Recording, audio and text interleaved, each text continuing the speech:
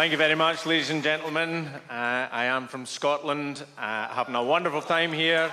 Thank you.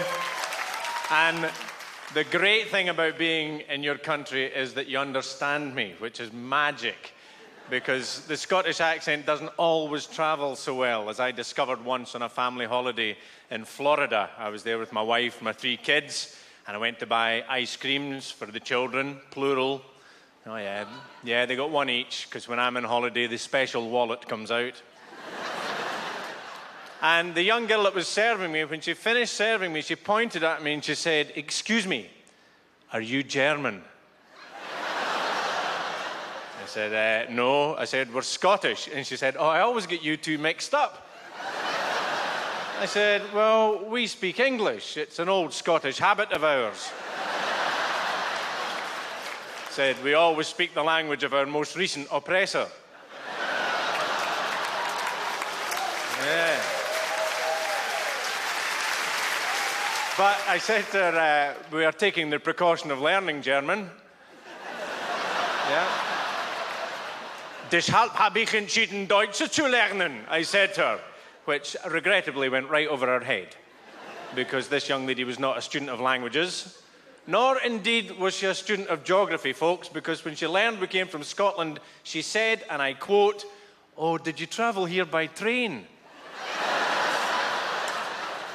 I said, "Oh, aye, the old 9:30 Glasgow to Orlando." What a tunnel that is. No, we flew, and I think it's a kind of obligation to talk about flying. I've got a great tip for you folks. If you're ever flying, and you can pick whatever seat you want, it's row 1, seat C. Because when you land, you're first to get your bag out the overhead locker, and you're first off the flight, and the power that gives you is phenomenal.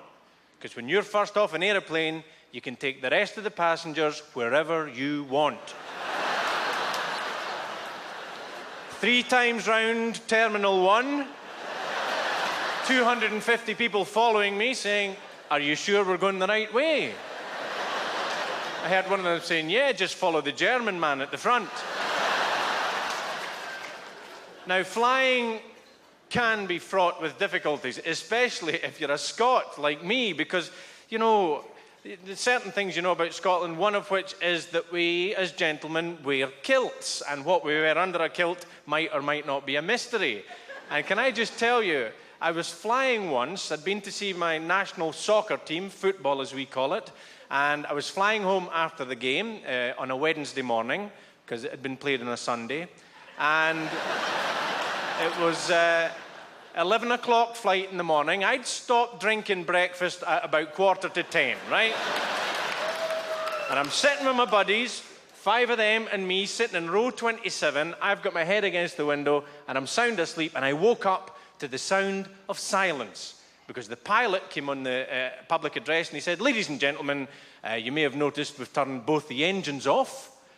One of them was giving us problems, so as a precautionary measure, we've turned them both off. Now, when we go down below 10,000 feet, as I'm thinking we probably will," he said, "we'll turn them both back on, everything will be fine, but in the meantime, if you could just adopt the brace position and remain calm." I've got a kilt on. You cannot remain calm with your head between your knees. Folks, I saw things from an angle I've never seen them before. And I'm thinking, if this guy in front puts his seat back, I'm going to find out if it was possible. Right? And fellas, don't try it. Think it through, guys. I've got to tell you. Can you imagine somebody turning up from the airline company going, "Bing bong, hello, Mrs. Macaulay. Tragic. Your husband Fred, well, he survived the impact. He choked."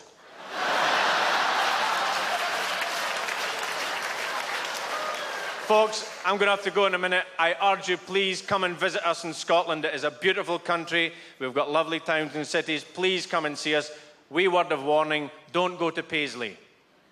It's a rough area. I was in Paisley once. I saw in the newspaper that a man had been savaged by a pit bull terrier, had him by the throat. 9 times out of 10, this leads to death. But luckily, said the Paisley Express newspaper, luckily, a passerby was able to break the dog's skull open with his baseball bat. A passerby. I have read all the sports pages I can in Scotland. There is no baseball in Paisley. Got to tell you guys, I've done that routine on television in Scotland, and the TV company received letters of complaint from the good people of Paisley. They got 3 letters. Apparently everybody that could wrote. Montreal, thanks for your hospitality. Thank you very much indeed. Good night.